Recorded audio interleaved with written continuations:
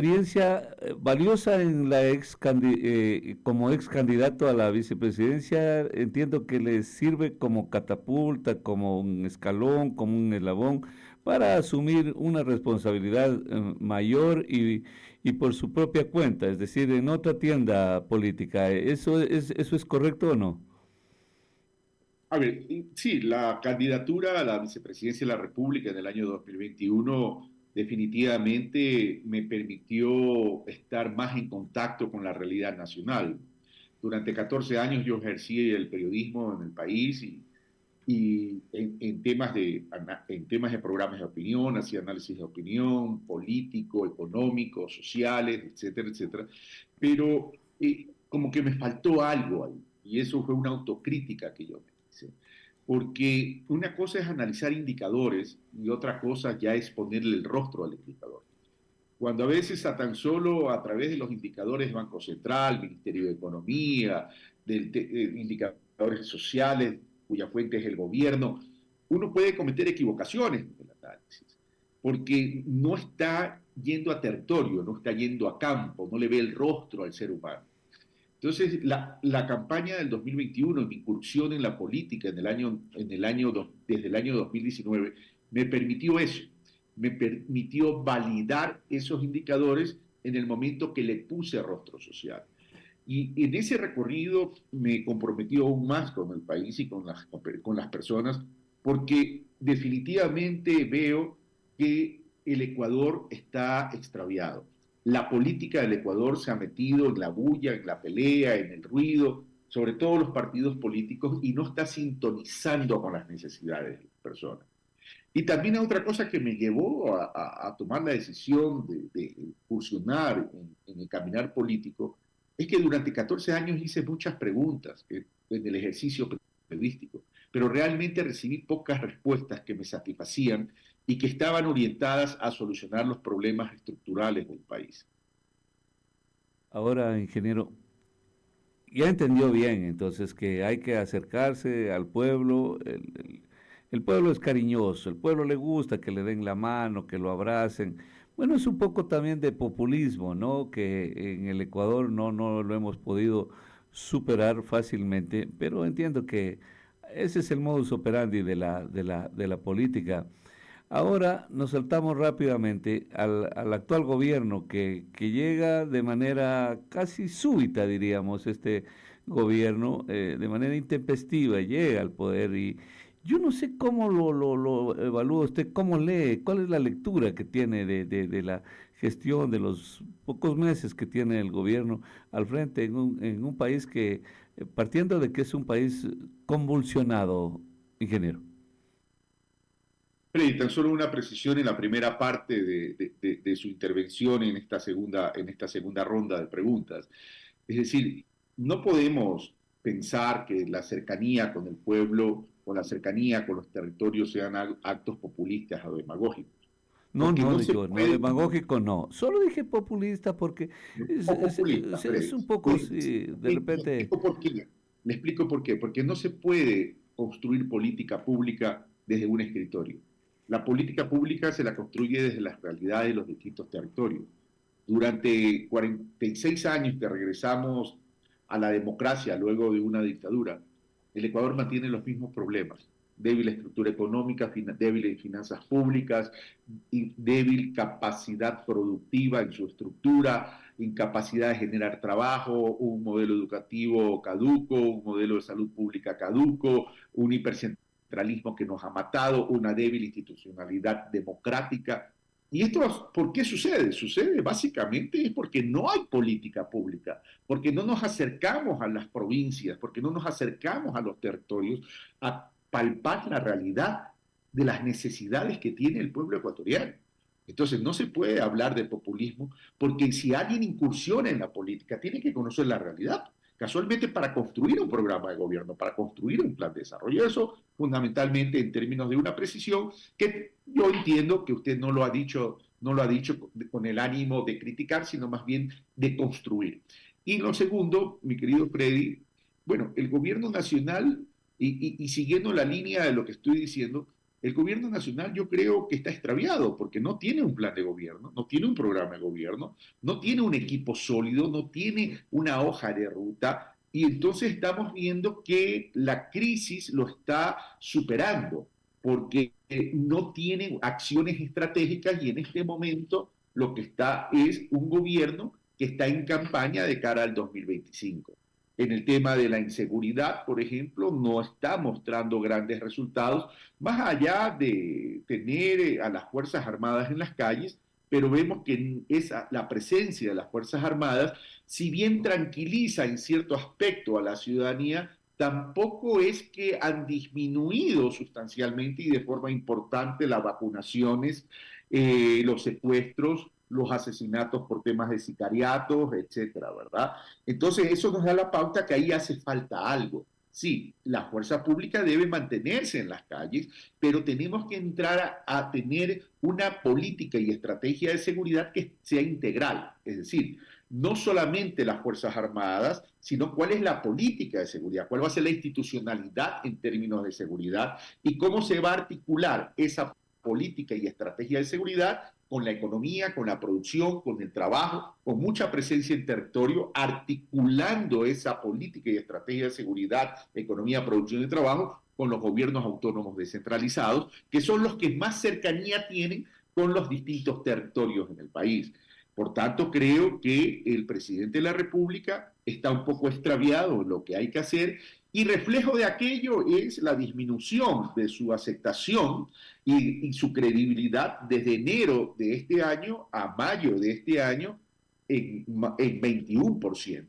Entonces ya las personas están concibiendo, están construyendo una percepción, es que la gestión del gobierno no está dando resultados. Claro, todos los gobiernos un poco se desgastan, ¿no? En el camino. Y entiendo que la próxima campaña electoral va o apunta a enfrentar al actual gobierno y en el caso suyo ya no al correísmo. ¿Logró usted liberarse del correísmo? Porque hay gente que cree que candidatos que provienen del correísmo no son más que un apéndice de la misma organización política y que van a jugar por ahí. Pero enfrentarlo al gobierno, de todas maneras, para un candidato debe ser el reconocimiento de que es un gobierno fuerte, de que de todas maneras tiene aceptación y que hay que minarlo. ¿Es posible eso, hacer ese algoritmo político? Una precisión y la respuesta. Yo no he sido afiliado a la Revolución Ciudadana, nunca he sido afiliado a un partido político. Mm, Yo soy candidato independiente en este momento auspiciado por Centro Democrático. Cuando yo participé en las elecciones del año 2021, lo hice a través de Centro Democrático como candidato a la vicepresidencia de la República dentro de una alianza que se llamaba Unión por la Esperanza. Esa aclaración. No he sido afiliado a la Revolución Ciudadana, no formé parte del gobierno de la Revolución Ciudadana. Primer punto. Vamos al segundo punto. dijo, Creo, Freddy, bueno, bueno. yo, A yo ver. creo, ¿me escuchas, Freddy? Sí, sí, sí, no, lo que quería también era precisar que sí es cierto eso de que no fue usted posiblemente afiliado, pero en este Tampoco formé país, parte del gobierno. o sea, No formé parte del en gobierno. este país eso es que casi indiferente. El asunto es que usted fue auspiciado en todo caso por el correísmo, Bueno, pues sí, claro, pero pero Freddy, querido, es como que usted le diga entonces que el claro, presidente Noboa es muy cercano al presidente, al expresidente Correa, porque en la Asamblea Nacional se hizo un acuerdo legislativo entre la Revolución Ciudadana, Partido Social Cristiano y ADN. Es decir, no podemos ver la política en términos de estigmatización mm, ni de etiquetar a las personas. le da un poco así como remordimiento o vergüenza haber sido ¿no? No, ¿por qué me va a Mm, dar vergüenza? Si Por yo eso trabajé con el pueblo lo que pasa es que ecuatoriano, cuando uno con niega es porque como el que pueblo ecuatoriano, mi querido Freddy. Y mire que usted la construcción de su inquietud, que es válida, y la construcción de su pregunta para está aclarar equivocada. siempre, ¿no? Usted mismo me dice, pero si me deja hablar, Freddy, Claro, por obvio. favor. Pero si me deja hablar, por favor.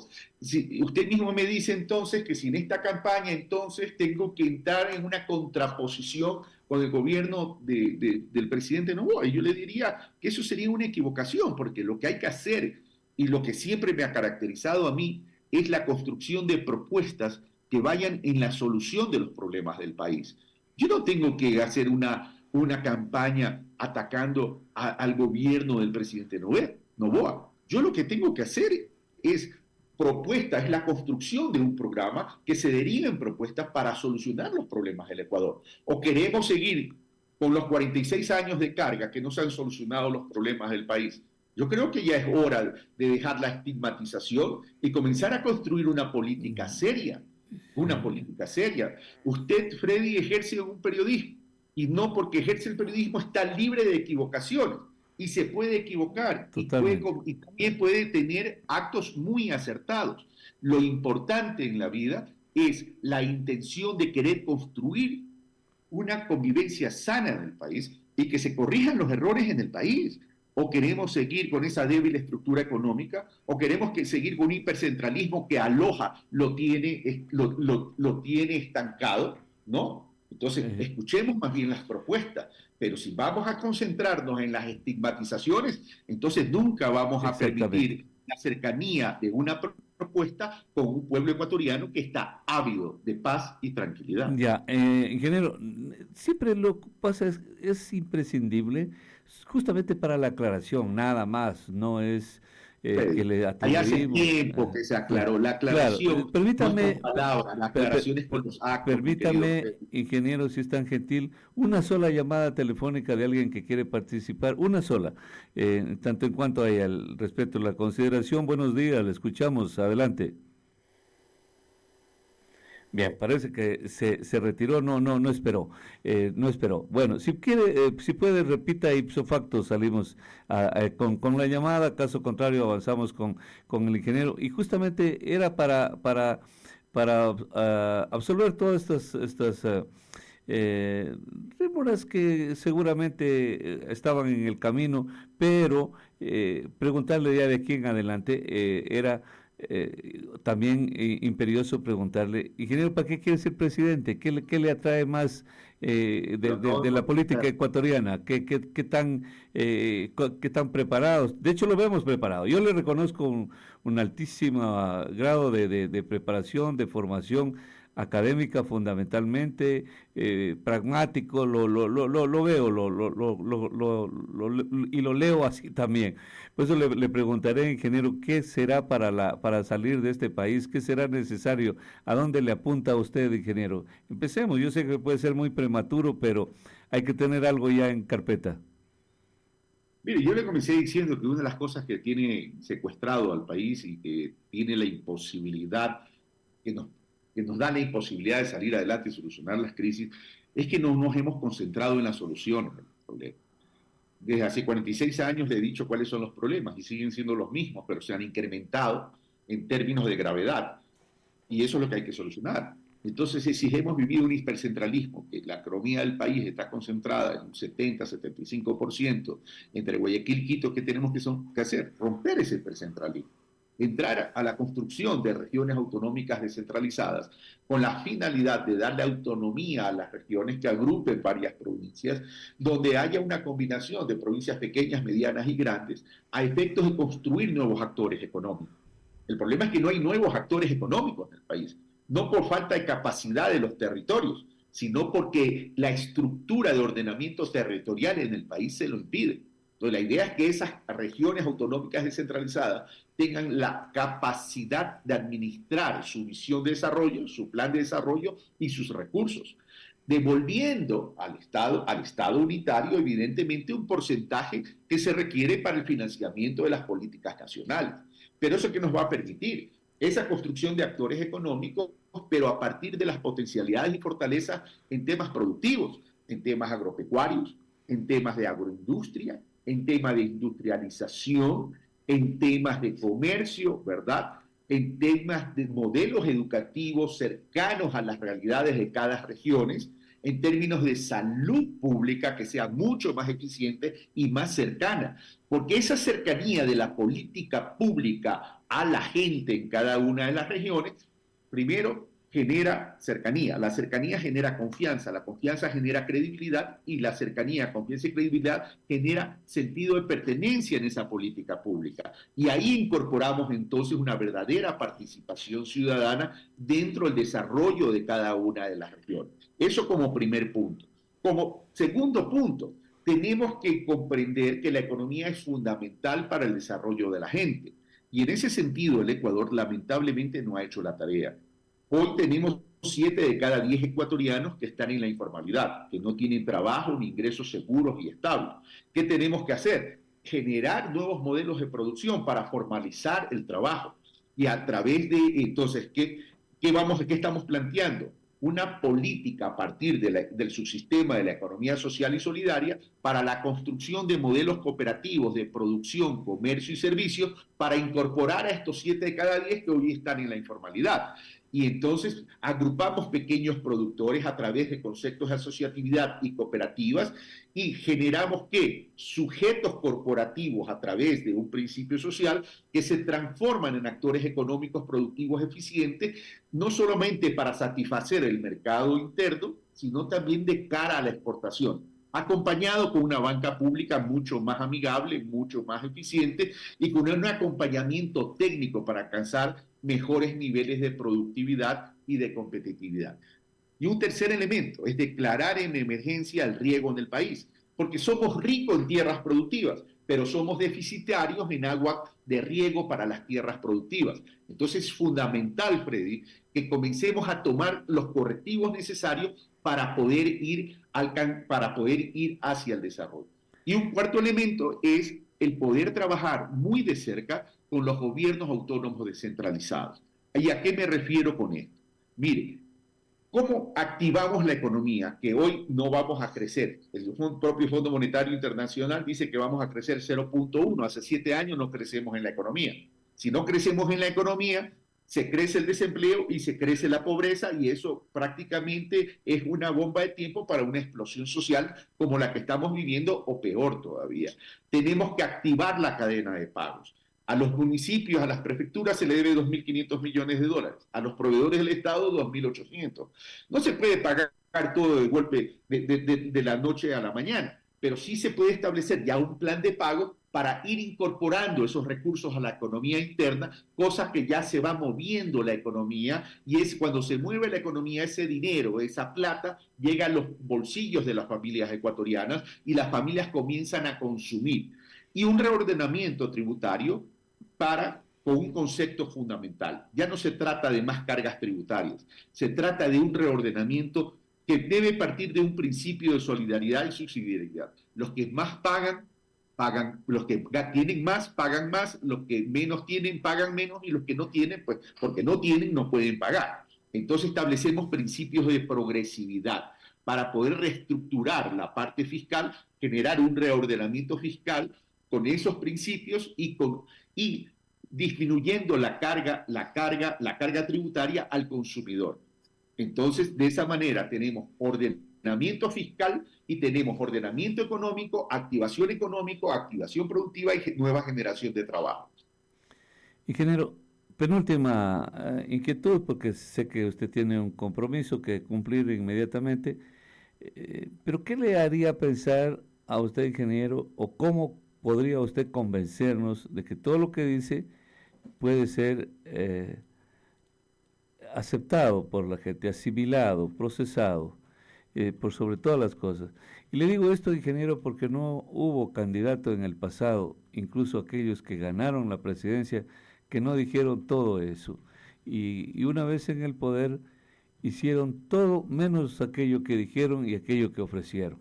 Le digo eso como un hombre de pueblo que la gente le va a decir, hablar es fácil, y ahora usted va a decir, pero no podemos ser pesimistas, no podemos perder la esperanza de manera anticipada, no podemos rendirnos. Yo también estoy de acuerdo en eso, pero por eso el candidato va a ser, tiene que ser mucho más convincente, porque es un pueblo bastante golpeado por el maniqueísmo político, por la demagogia, por el populismo, por la mentira, y entonces cada vez hay que tener más arrestos, insumos, más argumentos, más oratoria.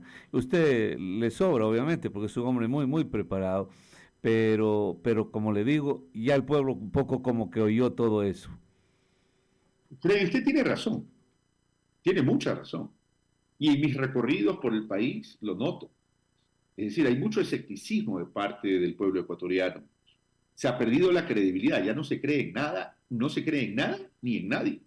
Y eso va a ser uno de los principales retos que vamos a tener cualquier persona que quiera incorporarse a la vida política, no solamente en estas candidaturas de cara al 2025. Por eso es importante que el pueblo ecuatoriano analice las trayectorias de las personas. Por eso es importante que los candidatos o los políticos se acerquen al territorio. Porque si no hay cercanía, entonces no hay interacción. Entonces no hay conversación y lo que no se conoce, pues no existe. Pues, ¿no? Y hay un escepticismo.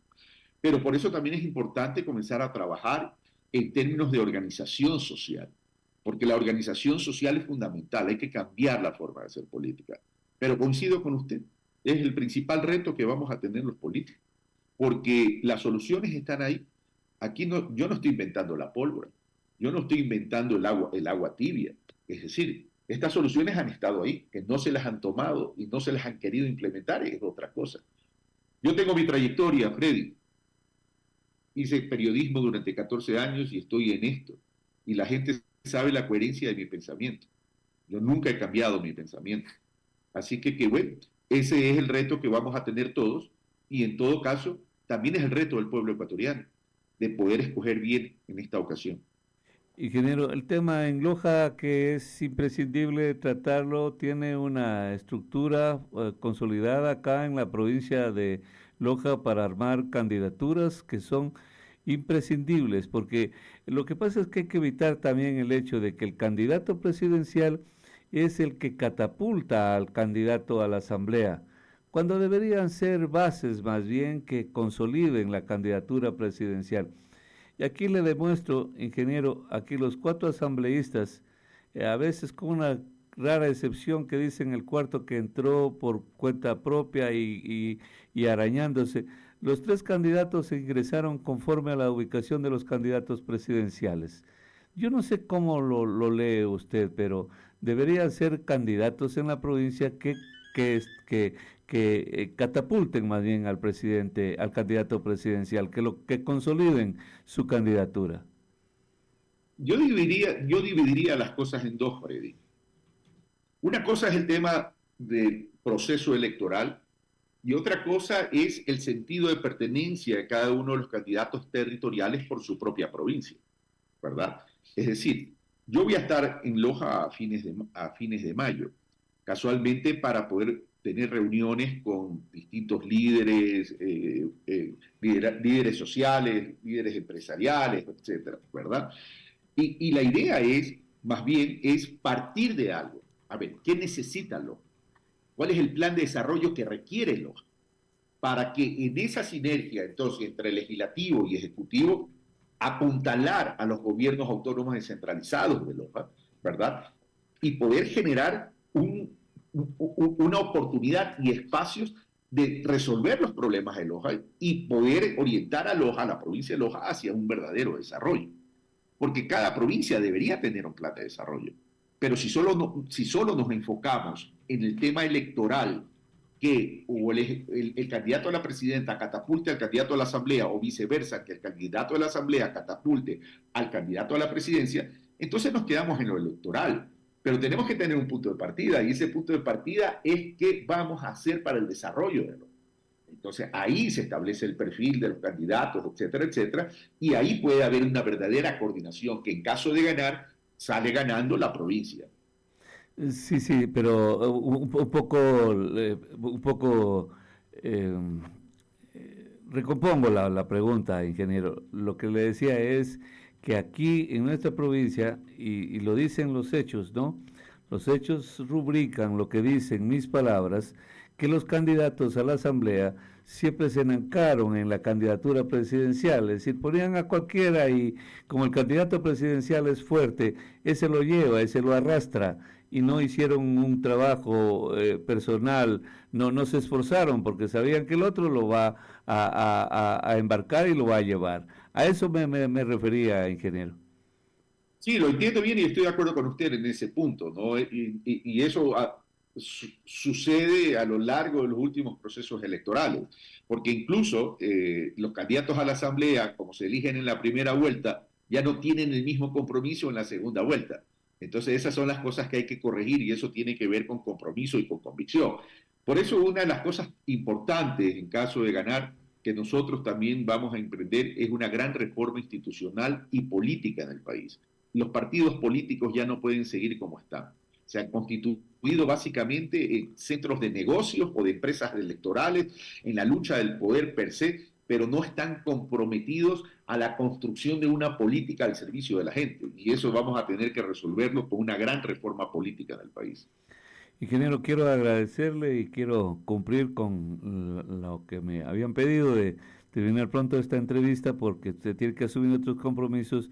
De mi parte, agradecido, me ha dado mucho gusto conversar con usted y tal como también me dijeron, espero que cuando venga a Loja nos visite por acá en la radio, en Radio Bacana y tenerlo acá en los estudios y conversar, como dice los amigos, face to face y podamos desarrollar mejor la conversación, ingeniero. Es importante esas conversaciones, como dice usted, face to face, porque en el sur se pierde esa riqueza de la entrevista personal, presencial, ¿no? Pero Exactamente. bueno, en todo caso, los temas tecnológicos nos han ayudado a todos a estar presentes en temas que si no se puede presenciarlo, pues por lo menos lo podemos hacerlo a través de la virtualidad. Pero me comprometo Ingeniero, presencial. ingeniero, ¿me puede ayudar solo así brevísimamente? ¿No? ¿Su precandidatura es irreversible?